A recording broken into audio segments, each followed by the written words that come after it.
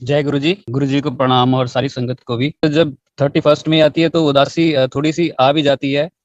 Starting में जब गुरु जी ने शरीर छोड़ा था 2007 में 31st में को, तो उसके बाद से तो कुछ दिन तो ऐसे ही निकले थे जैसे हम है ही नहीं और अंदर जान कुछ है नहीं, हम ऐसे ही बस चले जा रहे हैं। इससे अच्छा तो गुरु जी साथ ही ले जाते आप। वर्किंग प्लेस पे भी लोगों ने बोलना शुरू कर दिया कि ऐसे लाइफ थोड़े चलती है, आप थोड़ा सेटल करो अपने आप को। और अगर आप गुरु पे विश्वास करते हो तो आपके गुरु यही होंगे, आप कहते हो उनमें पावर्स है। और इस तरह से धीरे धीरे करके हम ट्रैक पे आए। टाइम लगा उसमें बहुत, लेकिन शरीर छोड़ने से 5-6 दिन पहले हम गुरुजी के पास गए। गुरुजी ने बुलाया था। 20 मई को मुझे कॉल आया डॉक्टर लिपिका का कि 25 मई को मेरा बर्थडे है और मैंने गुरुजी के पास जाना है, एम्पायर स्टेट, और उनके सामने बैठना है, आशीर्वाद लेना है, गुरुजी की ब्लेसिंग्स लेनी है। तो मैंने कहा हम तो अभी जाके आए हैं, क्योंकि हम बद्दी से जाते थे 5-6 लोग इकट्ठे होके। तो मैंने कहा हम तो अभी जाके आए हैं, तो अभी नेक्स्ट मंथ चलेंगे। उसने कहा कि नहीं मुझे चलना है, आप प्लीज़ प्रोग्राम बनाओ।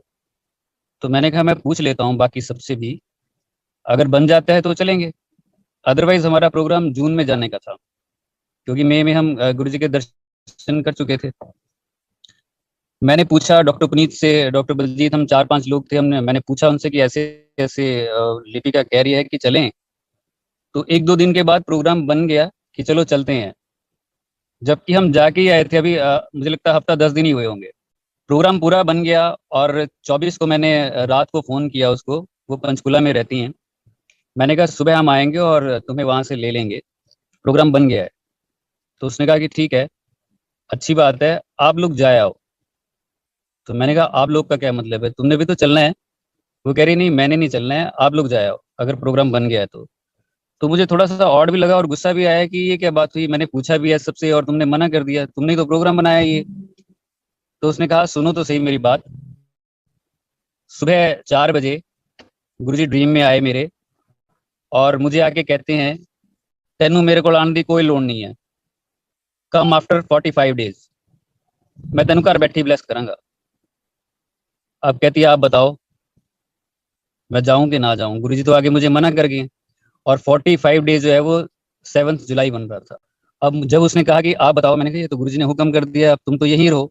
लेकिन हमारा प्रोग्राम बन गया है, मैं उन सबको कहूंगा कि अब हम नहीं जा रहे हैं, वो कहेंगे यार ये क्या बात हुई, कभी हाँ कभी ना। गाड़ी वाले को भी हमने बोल ही दिया था। तो मैंने कहा नहीं चलते ही हैं अब। और ऐसे करके हम 25 मई को गुरु जी के पास पहुंचे। गुरु जी के दीदार हुए, दर्शन हुए। गुरु जी जैसे बुलाते थे वैसे ही बुलाया। बहुत खुश थे। बीच में किसी को डांटा भी, गुरु जी ने गुस्से में भी थे खैर, बहुत बुरे तरीके से गुरु जी ने किसी को डांटा भी था उस दिन। लेकिन ऐसा कुछ नहीं लग रहा था कि गुरु जी शरीर छोड़ देंगे। वो तो किसी भी संगत को नहीं लग रहा था कि गुरु जी इतनी जल्दी शरीर छोड़ देंगे। लंगर प्रसाद हुआ, सब कुछ वैसे ही जैसे हम रूटीन में होते हैं वैसे ही सारा कुछ किया था। इजाजत ली गुरु जी से।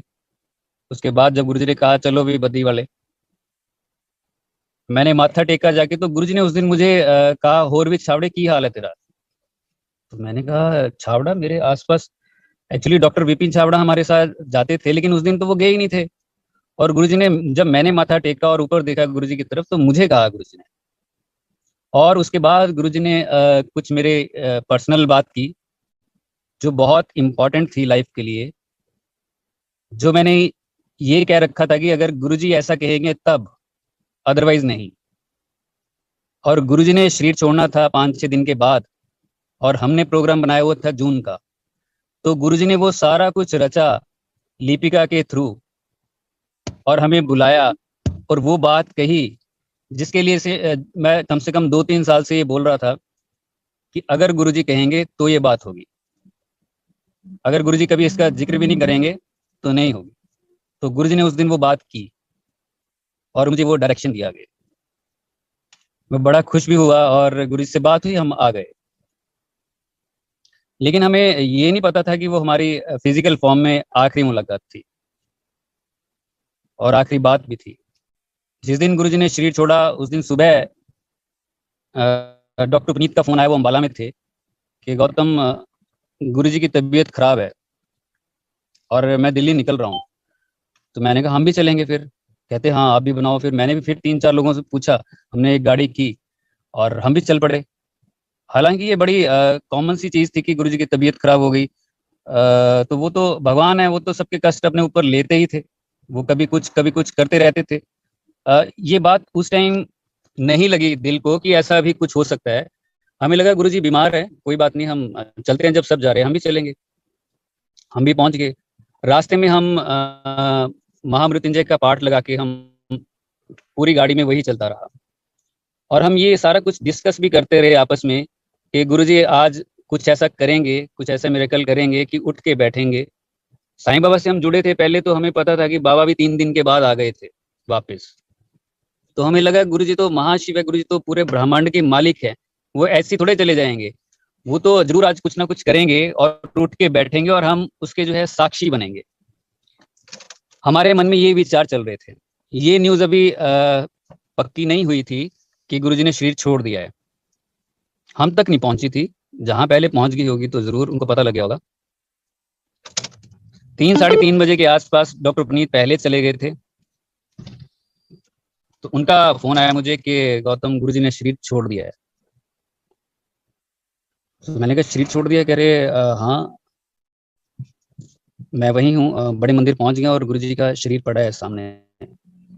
लेकिन फिर भी हमें ये नहीं लगा कि गुरुजी छोड़ के ही चले जाएंगे इस तरह से शरीर को। हमें लगा कुछ कर रहे हैं। थोड़ा सा तो उस टाइम झटका लग गया था कि शरीर छोड़ गया, ये अलग से बात थी। गुरुजी के पास जाना, उनको देखना, उनकी एक एक चीज की मोमेंट की जो है उसको उसको आनंद लेना, उसका गुरुजी का देखना, गुरुजी के इशारे, गुरुजी का डांटना, गुरुजी का मजाक, गुरुजी का बोलना, कुछ भी था वो। उससे हट के ये बात थी कि गुरुजी ऐसे लेटे हुए हैं और शरीर छोड़ दिया है। हम भी जब बड़े मंदिर पहुंचे तो जाके देखा कि गुरुजी के शरीर को ऐसे रखा हुआ है। हम भी अंदर जाके हॉल में बैठे। सतनाम श्री वाहेगुरु जिदे अंग संग प्रभु है उन फेर किस दा डर है, ये जगजीत सिंह जी का लगा रहा, ये लगातार कॉन्टिन्यूसली वहां पे। हम बैठे रहे और देखते रहे कि ये सब कुछ क्या हो रहा है। सारी संगत बैठी हुई थी। अजीब भी लग रहा था, लेकिन ये उम्मीद थी कि गुरुजी उठ के बैठेंगे। थोड़ा डर भी लगने लग गया था। रात हो गई। उसके बाद जब हम बाहर निकले, बाहर निकल के देखा जो समाधि मंदिर है अभी, उसकी खुदाई होनी शुरू हो गई है। तो हमें थोड़ा सा और डर लगने लग गया कि ये तो अगला स्टेप हो गया अब। तो हमने पूछा था कि क्या करने लगे, कि उन्होंने बोला कि यहाँ पे कल ऐसे करेंगे जो रिचुअल्स होते हैं जैसे भी। तो हमें लगा ये तो आगे बढ़ गई है बात अब थोड़ी सी, और ये लोग तो पक्का मान के बैठ गए हैं कि गुरुजी अब आएंगे नहीं, अब छोड़ दिया है शरीर। अगले दिन हम तो रात को 12-1 बजे तक वहां रहे। फिर उसके बाद सुबह सुबह गए, वहीं रुके थे हम पास में ही। सुबह फिर गए, क्योंकि कहा था कि क्रीमेशन जो है अगले दिन होगी 11-11:30 के आसपास। और वो चीजें वैसे ही होने लगी है। वो प्लेटफॉर्म भी बन के तैयार हो गया। मैं और डॉक्टर पुनीत बैठे थे। हमने कहा कि ये तो टाइम नजदीक आ रहा है, कुछ करें तो सही। तो सामने सिंगला अंकल बैठे हुए थे, जहाँ से रास्ता जाता है गुरुजी के रूम की तरफ को। वहाँ ऐसे सिर पे हाथ रख के बैठे हुए थे। हम दोनों उठ के गए और जाके उनको बोला कि आप ऐसे मत करना अंकल अभी गुरुजी के शरीर के साथ, कि शायद गुरुजी वापस आए। तो वो भी परेशान होंगे, तो उन्होंने भी डांट दिया, कह रहे हैं गुरुजी ਨੂੰ दिल च रखो, गुरुजी ਹੁਣ ਛੱਡ गए हैं, चलो बैठो। ऐसे वो भी बेचारे परेशान थे, परेशान सारे ही थे, गुस्से में भी थे वो। तो हम बैठ गए आके। फिर हमने कहा कि नहीं ये तो अभी बात नहीं बनी, फिर किसी और के पास भी चलते हैं कि अंकल तो परेशान लग रहे हैं। पीछे गए हम, जहाँ लंगर प्रसाद की तरफ को हम जाते हैं, वो हॉल की तरफ को, वहाँ वो सामग्री बन रही थी जो शरीर के ऊपर डाली जाती है, हवन सामग्री होती है जो भी वो। तो वो बना रहे थे, वो सारे बैठे। ये देख के दिल बैठने भी लग गया कि ये तो बहुत आगे की चीजें होने लग गई हैं। तो हमने डरे डरे बोला, अंकल जो वहाँ पे 4-5 लोग बैठे थे उनको बोला कि अंकल आप ये सब मत करना अभी, क्योंकि बाबा भी आ गए थे 3 दिन के बाद, तो गुरुजी तो आएंगे ही। तो कह रहे कि नहीं बेटा ऐसे नहीं अभी, अब गुरुजी जा चुके हैं और अब ये पक्का है, तय है, हमने ये टाइम फिक्स किया हुआ है। तो मैं हमें थोड़ा सा लगा भी। तो मैंने कहा गुरु हम कर भी तो नहीं रहे हैं कुछ, हमने गुरुजी को रोकने के लिए किया क्या है? तो कहते क्या करना है? तो हमने कहा कि मौन ही रख लो 1-2 मिनट का, कि हम इकट्ठी एक कलेक्टिव प्रेयर करें, गुरुजी को कहें कि गुरुजी आप आ जाओ, ऐसा कभी मत करना। तो कहते चलो ये हम कर लेते हैं। तो म्यूजिक थोड़ी देर के लिए बंद किया, 4-5 मिनट के लिए, और सब मौन हुए और वो अरदास की सबने मिलके, जैसे जैसे जो भी। लेकिन वो भी टाइम निकल गया, 11 बज गए, करीब 11 सवा 11 का टाइम था। वो टाइम आ गया कि गुरुजी का शरीर उठाया, और उठा के जब बाहर भी लेके आ गए, तब तक भी ये उम्मीद थी कि गुरुजी उठेंगे। मैं तो कॉन्स्टेंटली गुरुजी की बॉडी की तरफ देख रहा था कि कोई हलचल हो और जाके एकदम से हल्ला डाल दूं। सभी कर रहे होंगे कि नहीं देखो अभी है, ऐसा नहीं है जैसा दिख रहा है। लेकिन गुरुजी को वैसे ही उठाया गया, कंधों पे ऐसे उठा के वो शरीर को लेके आए। और वो जो सारा कुछ था, मैं वैसे नाम भी नहीं लेना चाहता, वो सारी चीज़ों पे ऐसे रखा। और जब बात अग्नि देने की आ गई और अग्नि दी, और उसके बाद जो जलना शुरू हुआ वो जो लकड़ियाँ थी और सारा, तब जो फूट फूट के रोए हैं हम। उसके बाद की हालत बहुत खराब हुई है। फिर ये हुआ कि अब तो खत्म हो ही गया ना, अब तो उम्मीद सारी खत्म हो गई है। बहुत रोए, बहुत रोए, ऐसा लग रहा था कि जाके चाहे छलांग ही मार दे, साथ के साथ ही चले जाएं। ये क्या हो गया ये? अभी तो 4-5 दिन पहले बात हुई थी और सारी हंस के गुरुजी ने बात की थी, ये अचानक कैसे हो गया? बहुत रोए, और देखते ही देखते वो शरीर जैसे होता है वैसे हो गया।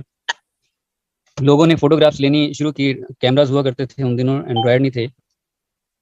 हमने देखा जब शरीर काफी हद तक वो सारा कुछ हो गया, तो गुरुजी के हेड की तरफ लोग क्लिक कर रहे थे।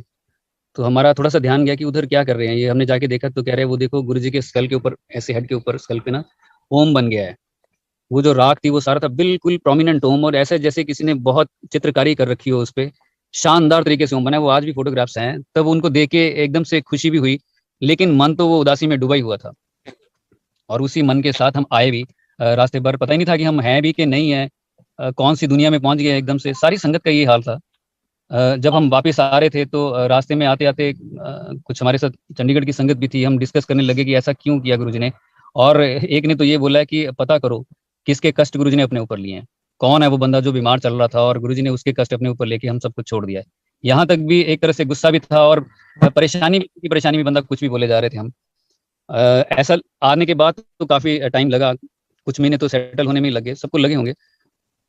और 1 साल तक तो तकरीबन गुरुजी ने, जहाँ तक मुझे याद है, हम तक जो चीजें पहुंची है, कोई मिरेकल गुरुजी ने नहीं किया। गुरुजी बड़े शांत रहे और देख रहे थे, जज कर रहे थे कि कौन कहाँ खड़ा है, किस तरह से है, कौन मेरे शरीर से प्यार करता है, और कौन मेरी उस डिवाइन लाइट से जो मैं हूँ उससे प्यार करता है। शायद वो गुरुजी चेक कर रहे होंगे। और हमारा वो बद्दी में सर चलता रहा, जो सत्संग और जो था भी, नई संगत भी आती रही। धीरे धीरे करके टाइम लगा, और फिर गुरुजी ने दर्शन देने शुरू किए। वहाँ बद्दी में भी दिए, बड़े मंदिर में भी दिए। झूले पे बैठे थे गुरुजी, और एकदम से एक लहर जैसे चल पड़ी हो। मुझे लगता है 6-7 महीने या 1 साल के बीच में इतना टाइम जरूर लगा है। और उसके बाद से तो आज तक जो हम ये सारा कुछ देख रहे हैं कि सारा सिस्टम ही चेंज हो गया है। जो बहुत थोड़ी संगत होती थी, आज वो कितनी लाइनें लग रही हैं, क्या हिसाब किताब हो रहा है। और फिर तो खैर धीरे धीरे गुरुजी ने बहुत कुछ सिखाया, समझाया, ड्रीम्स में आके बताया, और उससे आगे जर्नी को बढ़ाया। क्योंकि गुरुजी के शरीर के साथ भी प्यार ही हो गया था हम सबको। 15-20 दिन के बाद ऐसे लगता था कि यार ये नेगेटिविटी हो गई है या फिर उदासी हो गई है, गुरुजी को देख के आना है, गुरुजी से बात करके आनी है, हम फिर भागते थे। और ऐसे ही गुरुजी ने ये रूटीन बना के रखा होता है। लेकिन उसके बाद गुरुजी ने बहुत कुछ सिखाया, बहुत कुछ, और लाइफ को एक अलग तरीके से समझाया। एक अलग ट्रैक पे गुरुजी लेके गए हैं। वो सब कुछ जो एक गुरु देना दे सकता है, वो सारा कुछ, बल्कि उससे भी ज्यादा गुरुजी ने दिया है और देते जा रहे हैं आज तक। लाइफ, मैं तो गुरु को कभी मानने वाला ही नहीं था। और गुरु नाम से मुझे ऐसे लगता था कि ये तो उन लोगों का काम है जिनको कुछ आता जाता नहीं है। ये किसी से मिरेकल की उम्मीद करते हैं, इनसे वो काम हो नहीं रहा तो दूसरे से एक्सपेक्ट कर रहे हैं कि वो कुछ चमत्कार जैसी कोई चीज करेगा। और मुझे लगता था मैं सारा कुछ कर सकता हूँ। और वो सारी चीजें तोड़ के गुरु ने मुझे शरण में लिया। और उसके बाद कहाँ से कहाँ मैं तो पीछे मुड़ के देखता हूँ कि मैं तो इस लाइन में आने वाला भी नहीं था, और कहाँ गुरु ने मुझे खींच लिया। और कभी आके मुझे ये भी नहीं कहा कि चल इधर हो जा। इतने प्रैक्टिकल तरीके से गुरुजी ने चीजें की हैं, पता ही नहीं लगा कब अंदर से हिला के रख दिया, कब अंदर से किस तरह मोड़ दिया। जैसे निकलने की लाइफ में प्रॉब्लम्स आती रहती हैं, बिल्कुल आती हैं। लेकिन अब तो ये है कि गुरुजी तो डिवाइन लाइट है, वो सबके हैं, वो हमारे क्या, वो तो पूरे ब्रह्मांड के हैं, वो हर एक जीव के हैं। अब लगता है कई बार मैं किसी पेड़ के साथ भी खड़ा हो जाता हूँ तो मुझे लगता है कि वो हवा भी जो चल रही है, जो पत्तों को टच करके जा रही है, वो भी तो गुरुजी है। वो गुरुजी के आदेश से चल रही है। एक एक कण पूरे ब्रह्मांड का वो गुरुजी है। खुली आंखों से जो जो भी दिख रहा है वो सब गुरुजी हैं, क्योंकि उनके ऑर्डर से ही उसकी एग्जिस्टेंस है। अगर वो पूरे ब्रह्मांड के मालिक है, महाशिव है, तो एक छोटा सा कंकर और एक कण भी, वो भी गुरुजी ही है। पानी भी वही है। सूरज की रोशनी भी अगर टच करती है, अगर हम देखें तो ऐसा लगता है गुरुजी वाह, मजा आ गया, आपने टच किया है। हवा छू के जाती है तो लगता है वाह गुरुजी, आपने ये झोंका दिया है। और बड़ा मजा आता है ये देख के कि गुरुजी हमारे जो हैं वो पूरे ब्रह्मांड के मालिक है। हर एक जगह वो महसूस करवाते हैं कि मैं हूं। और इसके लिए भी गुरुजी ने टाइम लिया और चीजें समझाई बहुत तरीके से, अलग अलग तरीके से। अब ऐसा लगता ही नहीं है कि कोई ऐसी जगह हो जहाँ पे गुरुजी ना हो। बहुत ऐसे तीर्थ स्थान होंगे जहाँ पे लोग जाते होंगे, लेकिन हर एक